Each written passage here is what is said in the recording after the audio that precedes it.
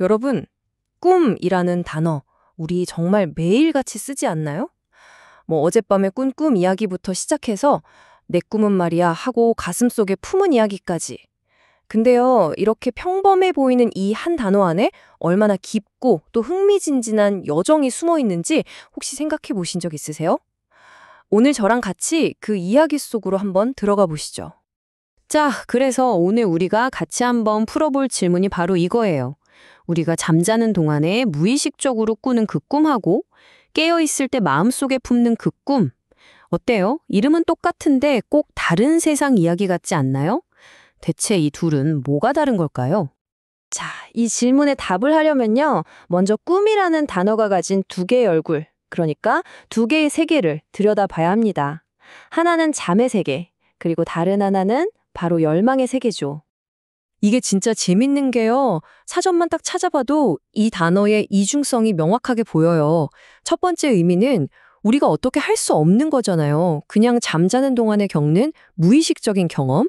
그런데 두 번째 의미는 완전 반대죠. 우리가 의지를 가지고 목표로 삼는 그런 의식적인 소망을 말하는 거니까요. 이야, 진짜 놀랍지 않나요?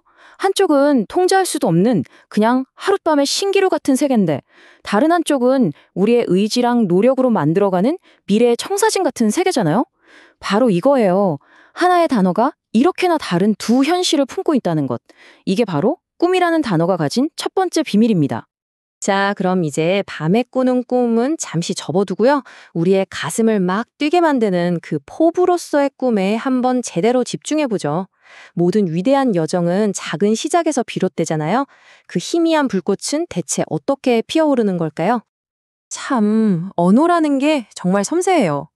그냥 꿈이 있다고 말하는 거랑 무엇을 꿈꾼다고 말하는 거. 이게 되게 미묘한 차이가 있거든요.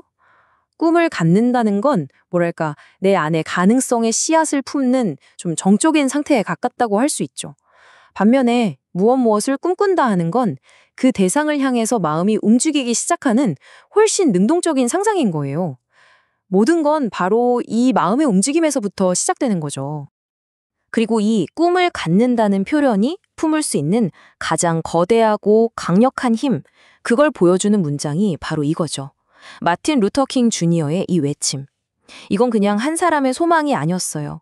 한 시대의 방향을 틀고 역사를 움직여버린 위대한 선언졌죠. 이야, 이게 바로 꿈의 시작이 가진 힘입니다.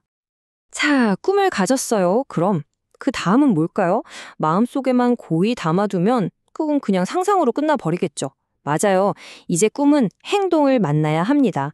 꿈을 향한 그 뜨거운 추격의 여정이 시작되는 바로 그 순간이죠. 우리말을 보면 이 추격의 과정을 나타내는 정말 역동적인 표현들이 많아요. 목표를 향해 막 달려가는 꿈을 쫓다. 또 정해진 길을 묵묵히 가는 꿈을 따르다. 그리고 끈질기게 이뤄내려고 하는 꿈을 추구하다. 어때요? 이 단어들 하나하나에 뭔가 땀과 노력이 배어 있는 것 같지 않으세요? 전부 다 가만히 서 있는 게 아니라 앞으로 나아가는 그 움직임을 담고 있다는 게 핵심이에요. 네, 바로 이 지점이 정말 중요합니다. 꿈의 여정에서 가장 결정적인 전환점이라고 할 수 있죠. 더 이상 그냥 막연하게 바라기만 하는 단계가 아니에요. 두 발로 땅을 딱 딛고 움직이는 행동의 단계로 넘어온 겁니다. 어떻게 보면 언어 자체가 우리한테 자, 꿈을 가졌어? 그럼 이제 움직여 하고 말해주고 있는 셈이죠.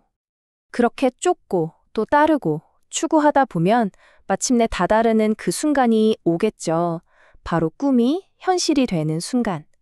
자, 이제 성취의 언어에 대해 이야기해 볼 시간입니다. 자, 그렇다면 그토록 힘들었던 추격이 성공으로 끝났을 때 그 모습은 과연 어떨까요?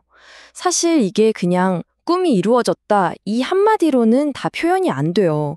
여기에도 여러 가지 다른 수준의 성취가 있거든요. 보세요. 성공의 모습이라는 게 이렇게나 다양할 수 있습니다. 어떤 꿈은 그냥 하나의 목표가 이뤄지는 걸로 끝날 수도 있죠. 그런데 어떤 꿈은 아예 우리의 삶 자체가 되기도 하고요. 또 어떤 꿈은 와, 이건 내가 상상했던 것보다 훨씬 더 엄청난 결과를 낳기도 합니다. 그러니까 단순한 목표 달성부터 상상을 초월하는 결과까지 이 성취에도 여러 단계가 있다는 거죠. 저는 이 중에서 특히 꿈을 산다는 표현이 참 특별하게 다가와요.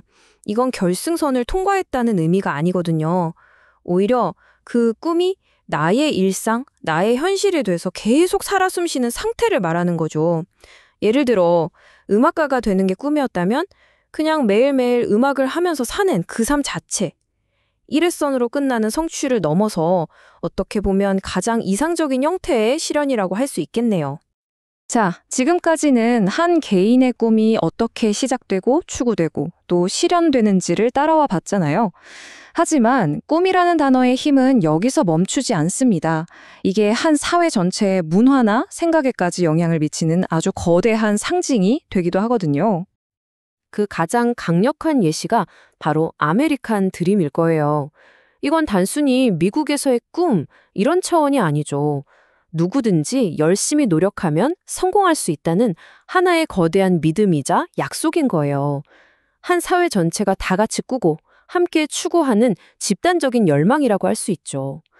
이렇게 꿈이라는 건 한 사람의 인생을 넘어서서 한 국가의 정체성이 되기도 하는 겁니다. 물론 이렇게 거창한 이야기뿐만 아니라 우리 일상 대화 속에서도 꿈은 정말 다채롭게 쓰이죠. 뭔가가 기가 막히게 잘 될 때 우리는 꿈결 같다고 감탄하잖아요. 반대로 뭔가 너무 비현실적으로 느껴질 땐 꼭 꿈속에서 일어난 일 같다고 말하고요. 이렇게 완벽함과 비현실성, 이 양극단의 느낌을 동시에 표현하는데 이만한 단어가 또 있을까 싶어요. 자, 이렇게 해서 우리는 꿈이라는 단어 안에 숨겨진 하나의 완전한 여정을 발견한 셈입니다. 모든 게 시작되는 시작 단계, 땀과 노력이 필요한 추구 단계, 그리고 마침내 목표에 도달하는 실현 단계까지. 이 여정의 전체 생애 주기를 이렇게 한눈에 볼 수 있는 거죠. 오늘 우리가 함께 살펴본 것처럼 꿈이라는 단어는 그 자체로 하나의 완전한 여정을 그리고 있었습니다. 그럼 이제 마지막으로 여러분께 한번 여쭤보고 싶네요. 여러분의 삶, 여러분의 꿈은 지금 이 여정의 어느 단계에 와 있으신가요?